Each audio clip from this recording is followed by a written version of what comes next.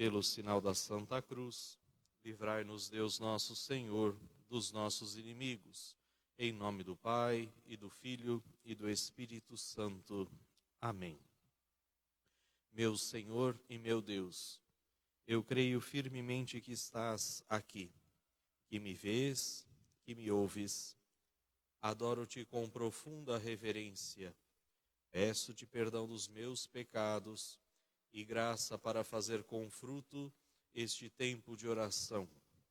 Minha Mãe Imaculada, São José, meu Pai e Senhor, meu anjo da guarda, intercedei por mim. O tema, portanto, para essa primeira meditação desta série Presença de Deus, é Deus sempre nos fala.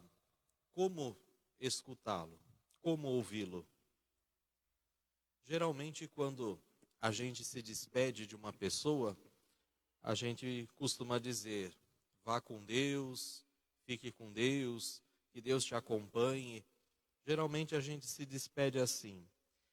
E essa talvez seja a melhor forma, o melhor desejo que nós podemos fazer a uma pessoa. Porque quando a gente deseja que alguém esteja com Deus, que alguém vá com Deus, que alguém fique na presença de Deus, nós estamos desejando o maior bem possível a uma pessoa. Esta é a maior fonte de bem, esta é a maior fonte de bênçãos, de alegria para a vida de uma pessoa. Estar em Deus, permanecer em Deus. São João vai dizer que Deus é amor, e quem permanece no amor, permanece em Deus e Deus nele. E também por isso, Santa Teresa d'Ávila, uma grande mestra de espiritualidade, ela vai dizer que quem a Deus tem, nada lhe falta. Quem tem Deus, tem tudo, porque nada lhe falta. Então, a partir disso, nessas meditações que nós iniciamos no dia de hoje, nós temos a esperança de ajudar você que nos acompanha em casa, você que está aqui no nosso santuário, a de fato estar com Deus. Nós queremos ajudar você a estar com Deus, não só nestes momentos aqui que passamos juntos, mas estar com Deus habitualmente, no cotidiano, no dia a dia, para que a gente possa realizar aquele que é, sem dúvidas, o maior desejo de Jesus. Permanecei no meu amor. Ele vai nos dizer no capítulo 9, versículo 9 do Evangelho de João. Apesar de aqui eu trazer vários conceitos teológicos, trazer aqui ensinamentos do Catecismo da Igreja Católica, várias citações bíblicas, eu não pretendo aqui fazer nenhuma aula teórica sobre oração, sobre a doutrina católica.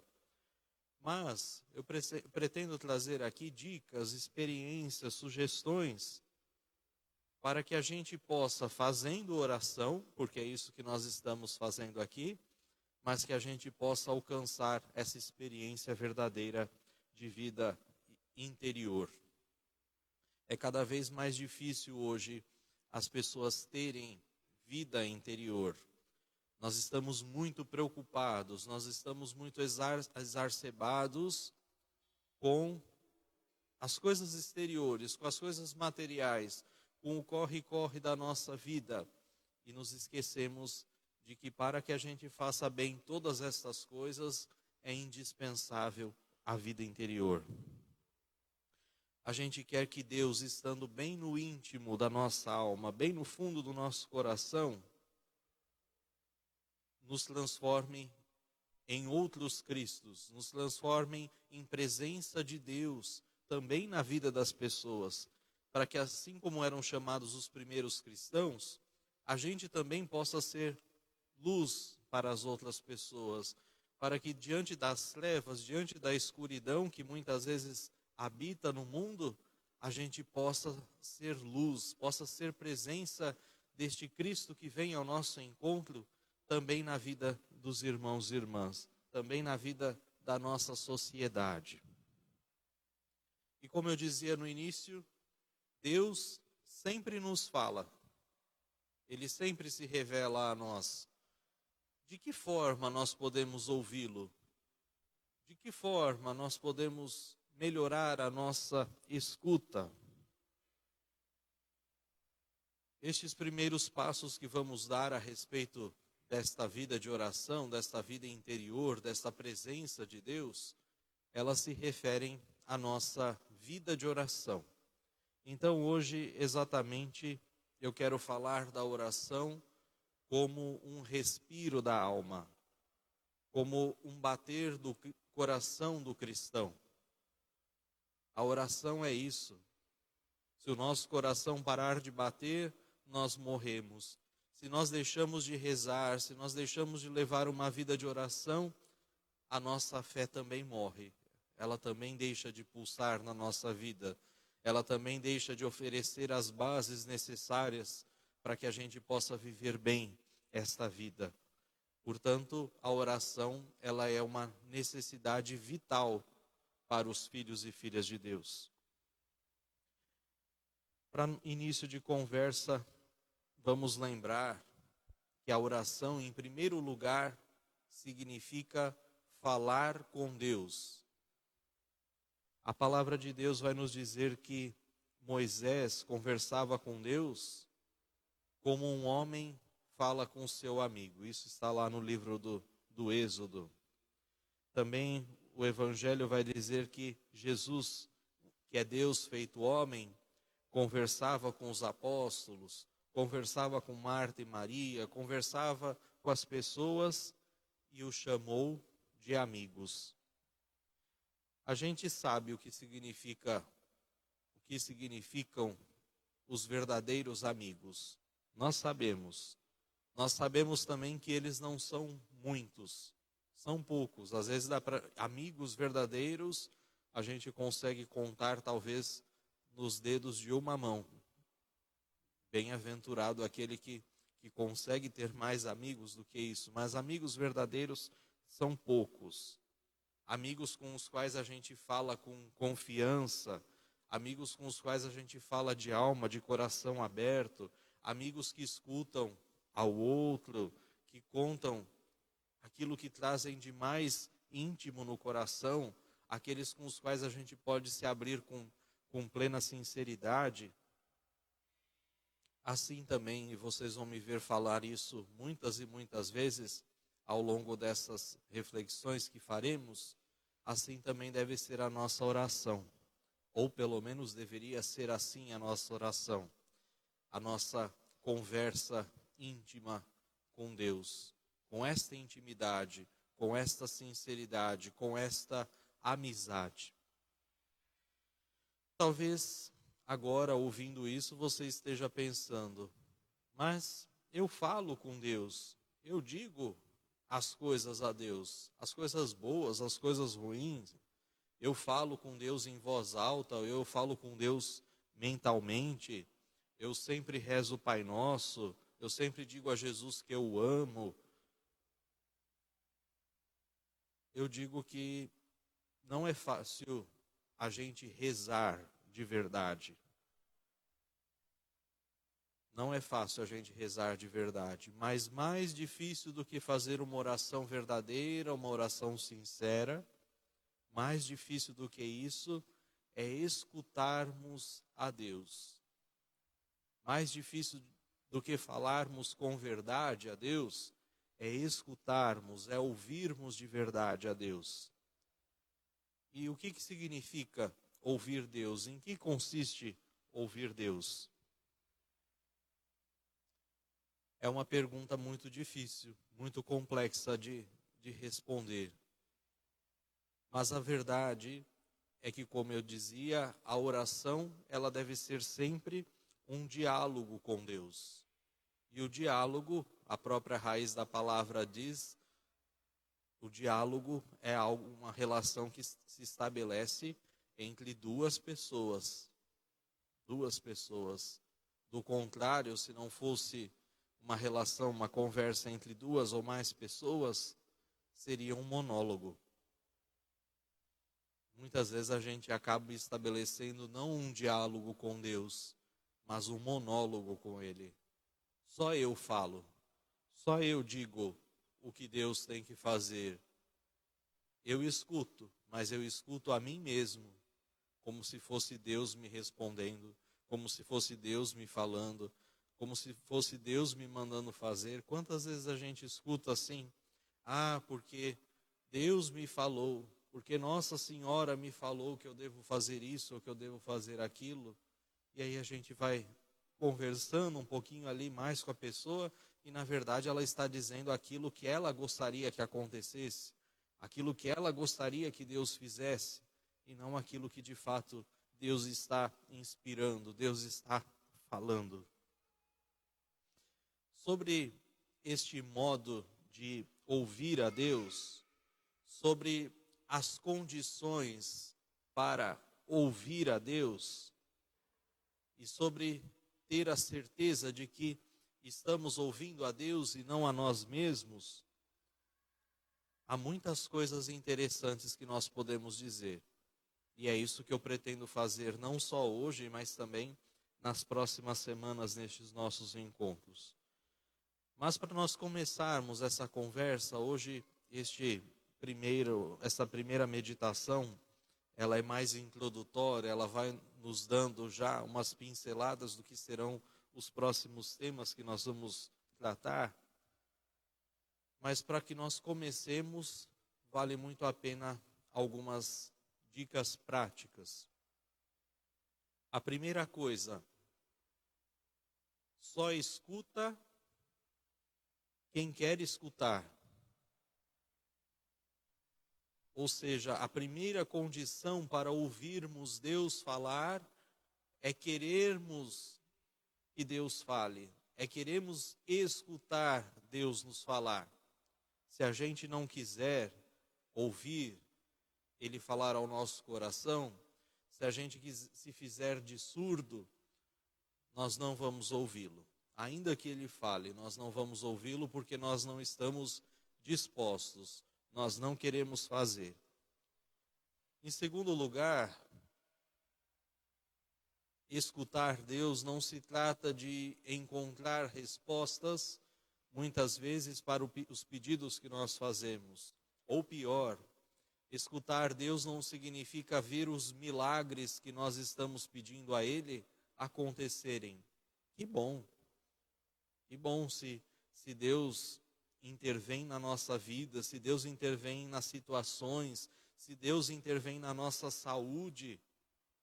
Que bom, que graça.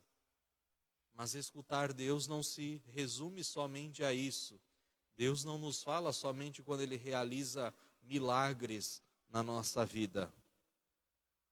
Portanto, não fiquemos esperando que Deus fale conosco de uma nuvem, que a gente veja uma luz forte, que a gente escute Deus vir falar no pé do nosso ouvido. Deus muitas vezes vai nos falar nas mais diversas situações. Deus vai nos falar, como diria o profeta Oséias, Deus vai nos falar no coração, na maioria das vezes. Mas mesmo sem o som das palavras, como eu dizia, e como nós rezávamos no início deste momento, Deus que sempre nos vê, Deus que sempre nos ouve, Deus que sempre nos ama, Ele vai ter muitos modos, muitas formas de falar ao nosso coração. Então vamos lembrar agora só de algumas dessas formas, desses modos, e que talvez esses modos de ouvir Deus foram fundamentais na vida de muitos e muitos santos da nossa igreja, como Deus falava a eles. Por exemplo, quando nós vemos a carta aos Hebreus, Deus, Ele nos ama e de muitas formas e de muitos modos. Primeiro Ele falou pelos profetas, e aí vai dizer a carta aos Hebreus, e nestes dias, que duram desde o dia em que Cristo nasceu até o fim dos tempos, Ele nos fala por meio do seu Filho Jesus. Portanto, onde é que nós podemos ouvir Jesus? Onde é que nós podemos perceber o que Jesus diz a cada um de vocês, o que Jesus diz a mim? O primeiro lugar que nós vamos ouvir Jesus falar são as páginas dos 4 evangelhos. Portanto, ler um pouquinho por dia dos evangelhos, nem que seja o trecho ali proposto para a liturgia do dia, ler devagar, ler com atenção. Se nós fizermos isso, nós podemos pensar que ali Deus está nos escrevendo uma carta íntima, uma carta confidencial, uma carta de amor a cada um de nós. A palavra de Deus, ela é viva e eficaz. Portanto, ainda que a gente leia todos os dias o mesmo versículo bíblico, a cada dia, a cada instante, a cada momento, Deus pode nos dizer sempre coisas novas a partir disto. Por exemplo, eu gosto muito de um versículo da carta de Paulo aos Romanos, está lá no versículo 28 do capítulo 8 da carta aos Romanos, que diz assim: tudo contribui para o bem daqueles que amam a Deus. Tudo contribui para o bem daqueles que amam a Deus. A cada momento, a cada instante da minha vida, a cada acontecimento, a leitura e a reflexão dessa palavra pode me dizer algo diferente. No momento de dificuldade, no momento de tribulação, tudo contribui para aqueles que amam a Deus. No momento de alegria, tudo contribui para aqueles que amam a Deus. Então, a cada instante, a cada momento, Deus nos fala. Deus também nos diz muitas coisas boas através dos livros de espiritualidade. Deus nos diz muitas coisas boas através da vida dos santos. Mas Deus nos fala muitas e muitas vezes, de muitos e muitos modos, pelas inspirações que o Espírito Santo nos dá. Essas inspirações, elas podem se resumir, muitas vezes, em bons pensamentos que nós temos, bons sentimentos, luzes espirituais que de repente nos mostram solução para os nossos problemas, para as nossas dificuldades, ou alertas aleatórios que se acendem na nossa vida como se fossem sinais vermelhos, quando a gente está num caminho errado, quando Deus interpela a nossa vida e nos inspira a servir o outro que está precisando, ou quando a gente precisa assumir tarefas de evangelização, tarefas apostólicas, quando a gente precisa falar de Deus para o outro, enfim, são muitas as formas de Deus nos inspirar pelo seu Espírito Santo. Mas eu queria dizer 4 características que são fundamentais nestas inspirações que Deus nos faz. Primeiro, essa inspiração, ela nunca pode ser contrária à lei de Deus. Ela nunca pode ser contrária ao que diz a palavra de Deus. Desconfiem de inspirações que contrariam a lei de Deus, a palavra de Deus. Depois, essas inspirações, elas sempre devem nos ajudar a amar cada vez mais a Deus e aos outros. Se a minha inspiração, se Deus falar comigo, não me leva a amar mais a Deus e aos outros, alguma coisa também está errada. Essas inspirações sempre devem nos ajudar a colocar mais amor no cumprimento dos nossos deveres, dos mais simples, dos mais cotidianos aos mais elevados. E por fim, essas inspirações de Deus, elas sempre vão deixar a nossa alma em paz, em tranquilidade. Uma inspiração de Deus nunca nos deixa inquietos, nunca nos deixa tensos, nunca nos deixa irritados. Por fim, Deus também se utiliza do conselho de pessoas boas, de bons cristãos, de pessoas que têm uma intimidade com Deus, e através desses conselhos podem nos falar coisas de Deus, podem nos falar coisas boas. Lá no fundo da alma, nós percebemos quando alguém nos dá um conselho bom, quando o conselho vem ao encontro da vontade de Deus, do pensamento de Deus, e não simplesmente quando alguém nos dá um conselho egoísta. O conselho egoísta qual é? É aquele que nós desejamos ouvir. Muitas vezes a gente não quer que as pessoas nos aconselhem segundo a vontade de Deus, segundo a inspiração de Deus, mas segundo os nossos desejos, as nossas vontades. Então esse é um conselho egoísta. Fiquemos hoje, portanto, com essas reflexões, pensemos nisso neste dia, e a partir do próximo final de semana nós entraremos mais propriamente em passos em que nós podemos dar através da nossa vida de oração. Que o Senhor nos inspire e nos ajude. Amém.